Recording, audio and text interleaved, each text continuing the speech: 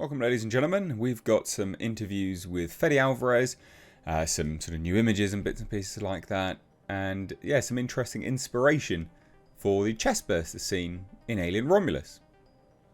Sounds quite interesting to me, so I thought we'd take a look. Please do hit subscribe if you're new here. Please do turn those bell notifications on.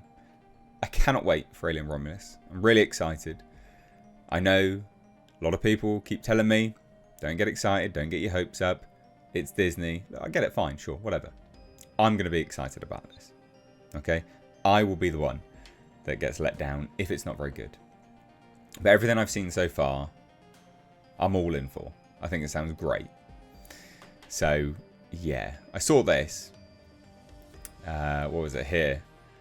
So it said, Fede Alvarez and Kaylee Spaney graced the cover of Movie Maker magazine. And you know, I really like this. Mainly because, like, it does remind me of Alien. It's not the same, right? Obviously, the costumes are not the same. You know, we're in a high-def world, 4K. Everything's different. But they're pretty close, even on the colour grading of the image itself. And I know it's just a photo. But you see what I mean? I don't know. I think it's great. I think it's great. So let's read this out. Let's take a look at this article. And it says, with just over a month left. Again, in a month we're going to watch an Alien movie in theatres again. Does that not make you excited? Makes me excited. It's been like 8 years. Something like that anyway, since we've had an Alien movie. This is, yeah, I'm excited. I've even got a friend coming down to have an Alien day. So, yeah, I'm amped. But anyway. A month left until Alien Romulus hits the big screen. The acid-fueled marketing machine has been kicked into overdrive, with the film being featured in several upcoming magazines. The Movie Maker magazine has just unveiled a new behind-the-scenes image of director Fede Alvarez and a space-suited Kaylee Spaney as the cover of their upcoming summer issue, which is here. But again, there's an article and an interview here. So the Alien Romulus feature will also include new interviews with Fede Alvarez, Kaylee Spaney, and producer Sir Ridley Scott. Sharing what appears to be the article online already, Movie Maker magazine shared some snippets in their announcement, talking about Ridley Scott's belief that the alien had lost its impact. He told the outlet, "I figured I'd done enough and walked away." Is that him saying he's done now and he's not going to try and push for his prequels? I think that is, isn't it? I figured I'd done enough and walked away. It is. Now, Fede came to me with his idea for a prequel to Aliens, and I went in not expecting too much, but in a funny kind of way, he breathed new life into it. Positive. I think the take home for me there is it sounded like he's done. So, Fede Alvarez spoke a little bit more about the title of Romulus. Romulus is the murderous one of the brothers, because Romulus and Remus, which is the mythical founders of Rome. So to make a sequel about the one who gets killed and call it Remus, that story doesn't feel like it's going to be aggressive enough for the Alien franchise. Huh.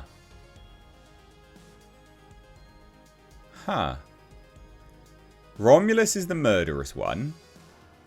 So to make a sequel about the one who gets killed and call it Remus, that story doesn't feel like it's going to be aggressive enough for the Alien franchise. Yeah, so it's Alien, Romulus.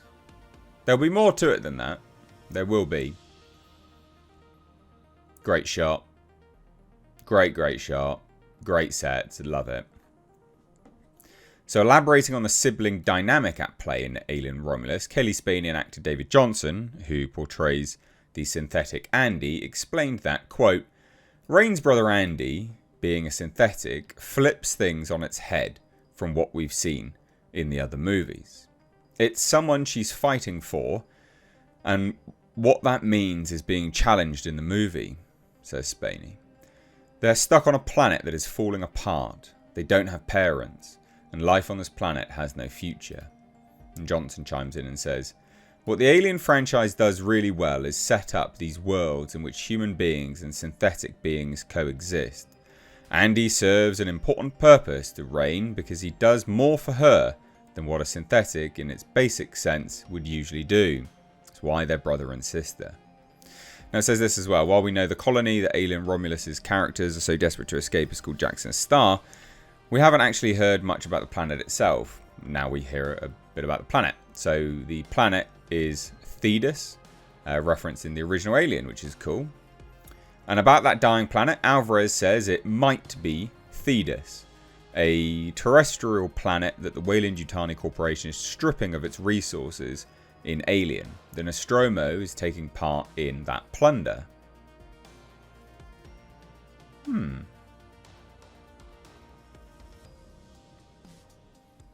So it says the planet we're leaving is a very interesting one because it feels like an exacerbated version of Earth if we carry on draining so much of its resources and not thinking about other people. We're not just leaving and going to space for no reason. There's a reason, and it's the same reason people leave their countries, because they want to be somewhere better. Well, there's a lot of economic migrants, but sure, fine. But this is interesting. It's the Nostromo's taking part in that plunder. So, I'm guessing, this is a great shot as well. How amazing is that? Clambering around. It's almost like backtracked on the Nostromo's journey, isn't it? If that's where it came from. That's interesting, I think. Now, there's this. Alien Romulus' Chestburster scene was inspired by David Attenborough nature documentaries, says director. That's funny. So he breaks it down. Breaks the chest sequence down. So breaking down the film's iconic Chestburster scene, which you can see in the movie's trailer, in the new issue of Total Film, which hits newsstands on Thursday, July 19th, and features the sci-fi horror on the cover, Alvarez recalls how the cast and crew would narrate the Xenomorph's movements on set, much like David Attenborough would in the likes of Blue Planet or Planet Earth. He says, and quote, "It is done almost like a nature documentary. While we were seeing it on set, we were joking, like the creature's coming out slowly. It's looking for the scent of the mother. The creature's not trying to be scary. The creature is trying to get the F out of that cocoon, which, that happens to be a person." What? Oh, right, they're actually talking about the Chestburster, because there is a cocoon in this as well, sorry. It's almost like this is more realistic in a way, but without betraying all the beautiful things of the original designs. Excellent. I thought that was a nice, interesting snippet to throw in at the end of this. What do you guys think? Are you excited for this or not? Let me know. Let me know down below. I'm keen to hear your thoughts. If you enjoyed this video, like I said, do hit subscribe, turn those bell notifications on.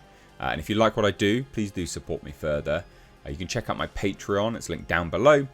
And for as little as $2 a month, you help me keep the lights on here and the content that you enjoy watching. Plus, you also stop me from running those stupid Raid Shadow Legends adverts. You know, those paid ones that people do? Not good, are they? So stop me from doing that. That'd be cool. Patreon. Cheers. Bye now.